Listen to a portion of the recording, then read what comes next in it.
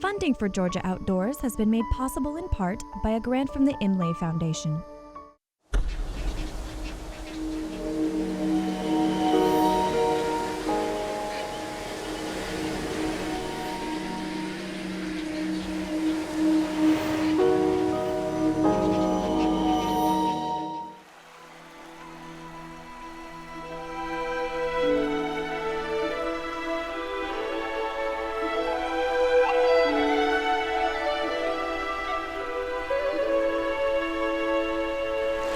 Whoa, yeah, he's on.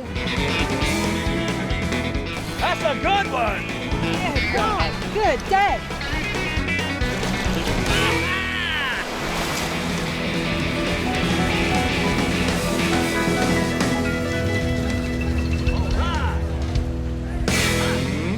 Some people in Georgia love fishing so much, as you'll see, they kiss their fish on the lips. Who knew a fishing show could have a love story, unintended comedy routines, and some of the most interesting people I've ever met? This is unlike any fishing show you've ever seen.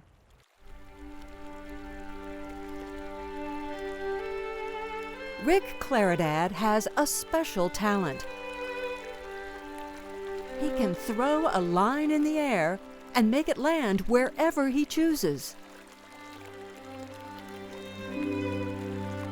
No easy task, since there's nothing at the end of that line but a little bit of fuzz designed to look like a bug.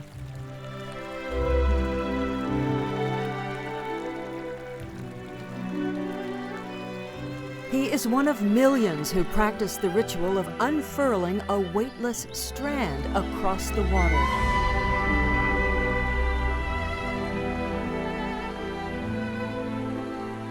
The point is simple. Pretend to be an insect and fool a fish. But when Rick and his fishing buddies get together, complexities emerge. It's like a special club with a secret language. He said, "Oh, you were with that guy that fished that rubber worm." Yeah. And those fly reels that were all magnetic, not a moving part, no springs, nothing. That's the PhD of fishing right there. Tension down the bar. The bar was actually designed to hold bait on. No, the only thing more expensive than fishing is chasing women. These men have made their way through many forests. They've walked down the banks of countless streams just to stand in the rapids and cast those lines. Enter the world of fly fishing. They may cast over and over again, but when it all comes together, when that moment arrives, this is Shangri-La.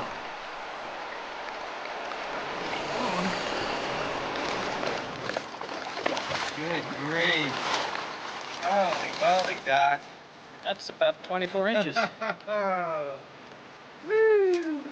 Holy smokes. That's a big fish, Doc. Oh, he's fine. Ah, thanks, Doc. That was pretty incredible. That's a big fish. Wow. You can fly fish anywhere, including the ocean. But the streams and rivers that flow through Georgia seem to be a favorite. The anglers who fish them are as protective of the water as they are of the fish. Every fly fisherman says that trout only live in beautiful places. It really is true. That trout are sort of like the canary in the mine shaft as far as water purity goes, that if a trout can't live in it, it's not very pure water. So particularly the wild trout up here in North Georgia mountains, if it weren't for water purity and some of the organizations that have worked really hard to fight for water purity, we wouldn't have any native trout, and in the process we wouldn't have any clean, pure water. Fly fishermen may study nature more than most. They pay attention to small details many of us miss. Success depends on how well you can imitate a bug, so knowing your insects is part of the game. Many fishermen, like Rick, make their own flies. His favorite is the famous woolly booger. I think even though it's somewhat of a joke among fly fishing people, the very first fly most of us ever learned how to tie is called a woolly booger. When this stuff hits the water, I mean, it's just wow, like that, you know. If the fly is pulled slowly, it may look like a crawfish. Pull it faster, and the woolly booger looks completely different. And then once we've made that drift and the line swung out, we could strip this fly back, and then it's going to look like a little minnow running along. So it's a good universal fly. Many believe the first account of fly fishing came from a Roman author who described people fishing with bits of red cloth attached to a hook. Today, there are hundreds of flies made by hand or manufactured to look like everything from a dragonfly to a small reptile. Fly fishermen try to match the hatch.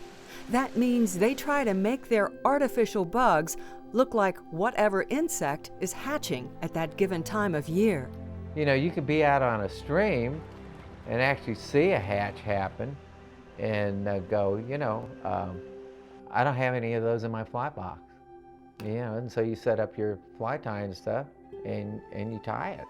If you haven't already figured this out, Rick Claridad lives and breathes this stuff. He seems in awe of the world around him and the fish within. Wow, look at that. Little tiny sunfish. That common sunfish was the very first fish that I caught, and most everybody who's ever fished, that's the very first fish that any kid ever catches. Actually, that is a pretty cool thing when you think about it, you know. No matter how sophisticated we get with the fly fishing and all the places, you know, go to Patagonia, New Zealand, all over the world, and still, you know, come back and still catch the very first species that you ever caught that got you started fishing. You gotta have a little respect for those sunfish. They survive in any kind of water. Rick has owned fishing shops in Arkansas and Atlanta. He's taught the rich and famous, but there's one student who topped them all.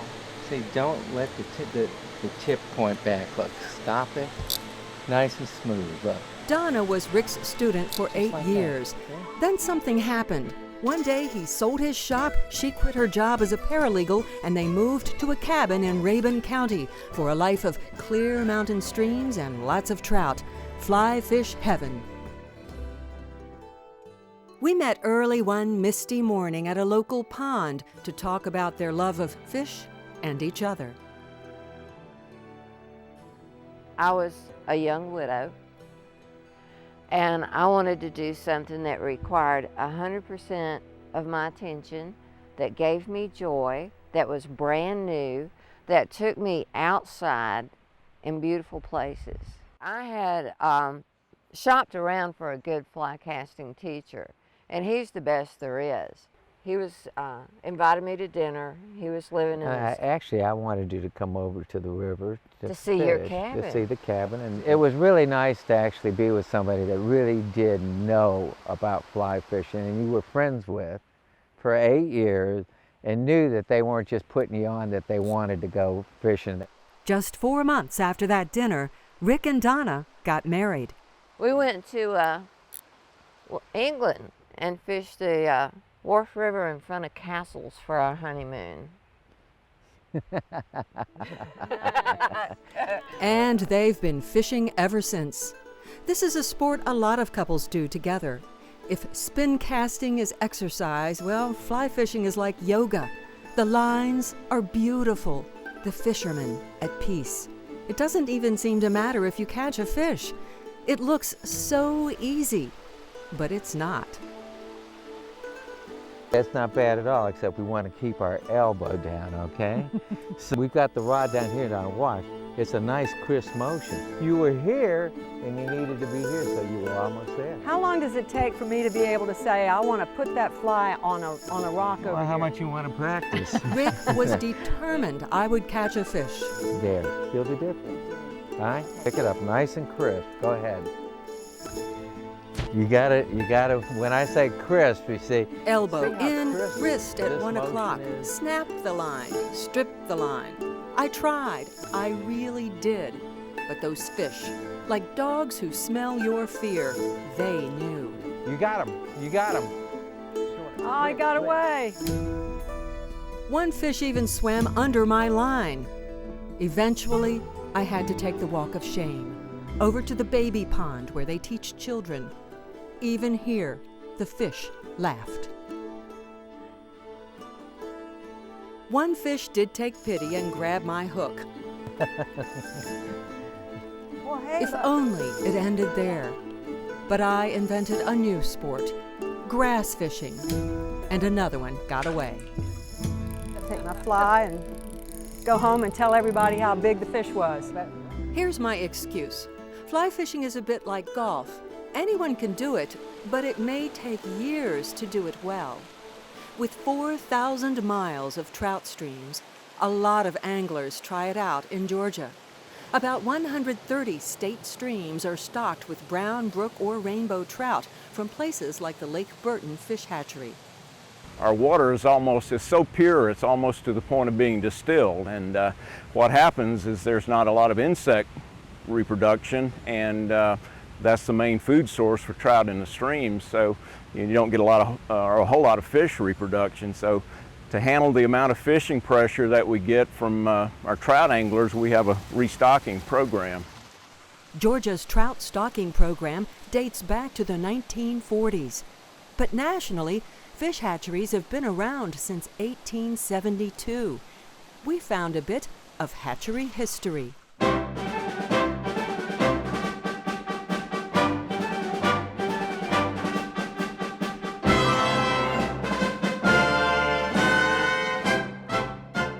Since that film was made, the system of fish hatcheries has expanded greatly.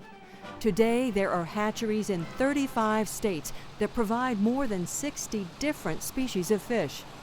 At least 160,000 anglers fish for trout in this state, and the Lake Burton Hatchery spends most of every year just trying to meet that need. It takes about 18 months for trout to reach 9 inches, at which time they are weighed, counted, and loaded into stocking trucks.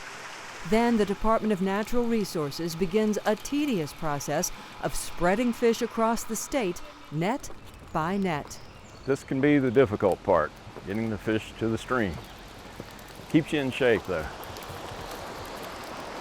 Trout tops the chart in North Georgia, but different anglers prefer different fish. Across the state, there are 18 rivers, 500,000 acres of reservoirs, lakes, ponds, and miles of ocean.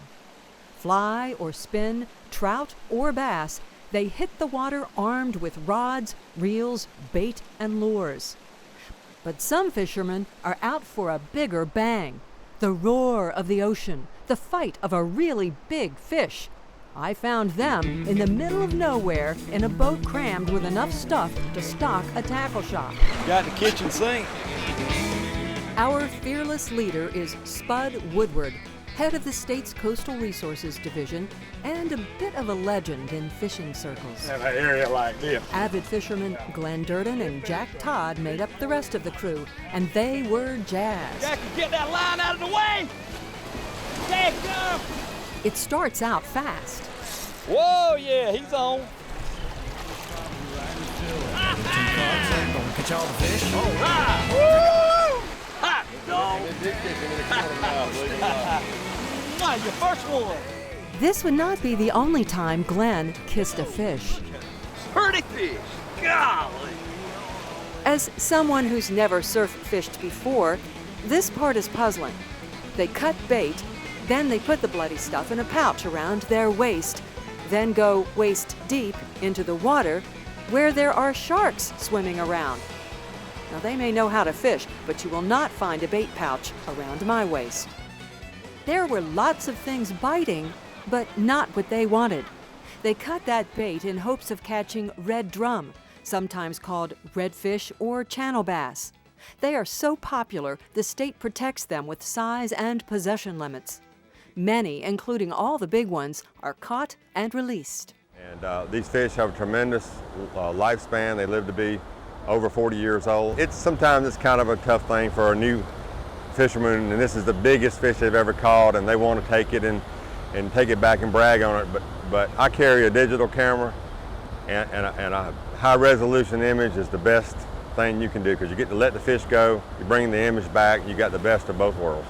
True to his word, we had photographs to document every catch. And as if on cue, Spud's wish for redfish came through. They started rolling in. Man, the slots are out! And they are beautiful fish. When they reach adult size, they're called bull reds. The largest one on record weighed just over 94 pounds. They are known for a large black spot on the upper part of the tail. Scientists think that spot may fool predators into attacking the tail instead of the head, allowing the fish to escape. And a lot of times they'll have 5 or 6 or as many as 80 spots. Wow. We've caught them with 80 spots on them before. That's where he gets the name spot-tailed bass, channel bass, redfish. You'll feel he's grunt. This is a male. It's drumming. Oh my goodness. Yes, yes. He's drumming. I feel it. This is an odd thing that only the male does. It produces a drum-like sound. It's not the same as a heartbeat, but more a thumping sound, produced when a muscle vibrates the swim bladder. The sound is produced during mating or when the fish is stressed. What is that? That's a black drum. See, his stripes have faded, but see the black stripes in there? I do. See, So he's got a more rounded head. Yeah. Pretty jazzed? Yeah, I'm jazzed. I'm on a natural high. One thing we learned about fishing, people who do it want you to do it too. We were just there to watch, but the crew wasn't having any of that. As Glenn hooked another fish, Come on out here. Yeah. Don't worry about getting wet. It's not going to hurt you. I was ordered into the water for a class on Red Drum 101. Yeah.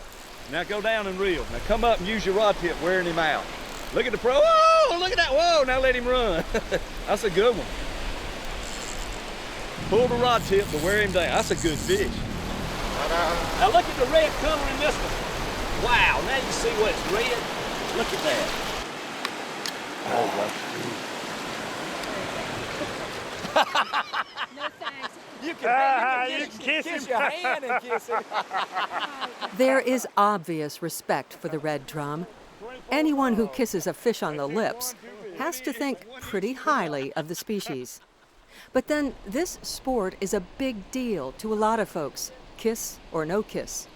More Americans fish than play golf, and the millions they spend on equipment, licenses, even boats gives a nice boost to the economy. Saltwater fishing, both recreational and commercial, pumps more than $500 million to the state's economy and creates at least 5,000 jobs. But as many fishermen point out, all Georgians can have an impact on their sport and livelihood. Fishing is one of those things that if we take care of it, we can have it forever. If we take care of the habitat, we take care of the fish populations, it's a sustainable form of recreation. We can have it from now on, but we've got to be vigilant now and be good stewards. And it starts with water quality, and that's what I tell people that come down maybe from Atlanta. I said, believe me, what you do in Atlanta, Georgia affects the ability of us to catch red drum on these sandbars down here, because that water comes down the Altamaha River. It's all connected together. Solid advice.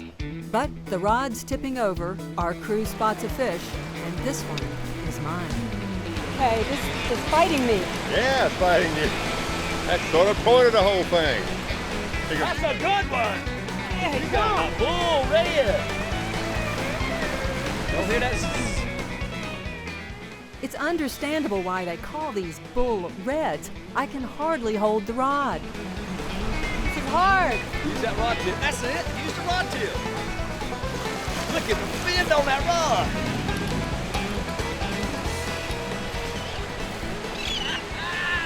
Man, Whoa!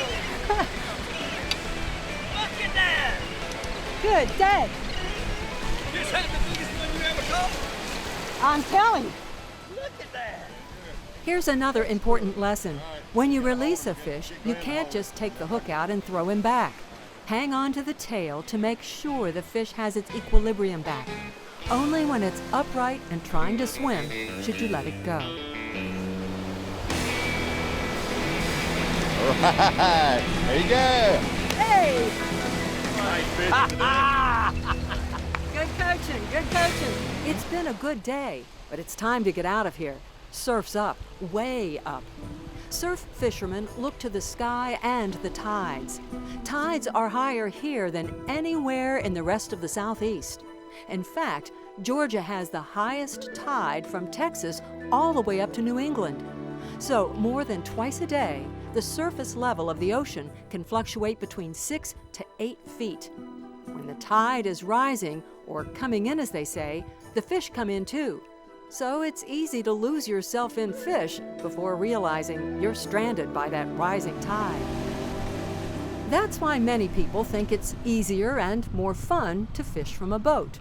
Some days, that would be right, but not today. Yeah, this is unusual to not have a bite of any sort. You may have to move to the over there to that shoreline. You know, to the shoreline over there. There were moments. Nice trout. All that big old bow out. But despite several hours cruising along Georgia's coast, the pickings were slim. As most fishermen will tell you, fish can be fickle. On another day, we found that St. Simon's Beach is all that it should be. It's free to anyone who wants to play here. Boogie boards are flying, dogs are jumping, and sun lovers are basking. We move the poles around and change the weights in an effort to trick the fish. You put this in place, and when you cast it out, it sits on the bottom. If you hold that weight from here, right there, and see this slides up and down. So if a fish comes and bites this bait and takes it, it'll slide through, and he thinks, oh well, that's a perfectly safe bait to eat because he's not feeling the weight immediately. Even with all the special bait and the tricky weights, our catch today is dismal. See, the waiting would drive me crazy. It's all part of it. Good things in life you gotta wait for. You know what your mama and daddy told you? That's not what my mom said. Go for it. I know it's tough. Take a deep breath. That's right, just relax. Sometimes it's more about the fishing than the fish. President Herbert Hoover wrote, "Next to prayer, fishing is the most personal relationship of man." I think it's because man, you know, if you look back in the history of man, for so many hundreds of years, we spent every moment of our life connected directly to nature, you know, because our life depended on it. And now, you know, in the last 200 years, we have begun to be separated from nature because it's all provided for us, and we grow out of touch with it. And fishing is one of those things that reaches deep down into the core of your brain and wakes up those little memories of what you used to be like and how you related back to nature. And that's why there's no substitute for it. I mean, a video game doesn't do it. You know, you can sit in your living room on a video game and have a simulated fishing experience, but there's no water washing over your feet. You know, there's no wind in your face. There's no, you know, squeaking sand under your toes and birds hovering over your head. I mean, you can't duplicate that. And that touches a part of the human brain that nothing else can touch. And fishing is just a good excuse to go do it. Every angler seems to have a different reason for why he or she fishes. They all have their favorite spots, that special bait, a lucky rod, even a floating chair. It's just personal.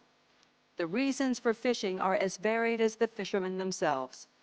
With easy access to all of Georgia's parks, lakes, rivers, and streams, fishing may be one of the best ways to get outside and truly appreciate the natural beauty around you. Yeah, when you're fishing, particularly if you're fly fishing, you don't have any time to worry about the economy or your car being repossessed or illnesses or anything. You're just concentrating on trying to get some poor crazy fish to take that lure and give you a fight. And, you know, that's what it is about fly fishing. And, I mean, the more you go, the more you learn. I mean, it's all those experiences that add up. It's a real knowledge and sport. And it's one of the very few sports that as you get older, you actually get better. I want to catch a fish every time I go, but I don't, you know, but I don't care. I'll still go again. I'll go as long as I can walk. So if you're looking for something to do, a way to relax, maybe just a way to escape, grab a rod and cast a line. You never know what you might catch. There are hundreds of places to go fishing in Georgia. We just visited a few. Now, some of you would probably love to know where we pulled in those big red drum, and I would love to tell you. But I believe there's some unwritten fisherman's code that says you keep the best spots for yourself. Hope you enjoyed the show. We'll see you next time.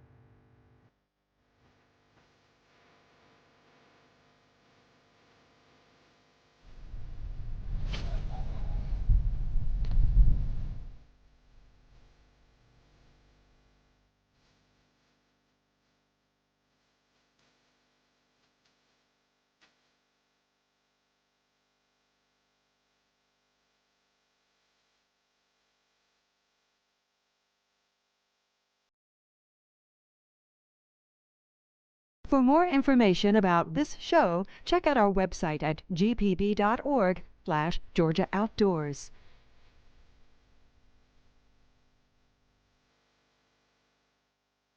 Funding for Georgia Outdoors has been made possible in part by a grant from the Imlay Foundation.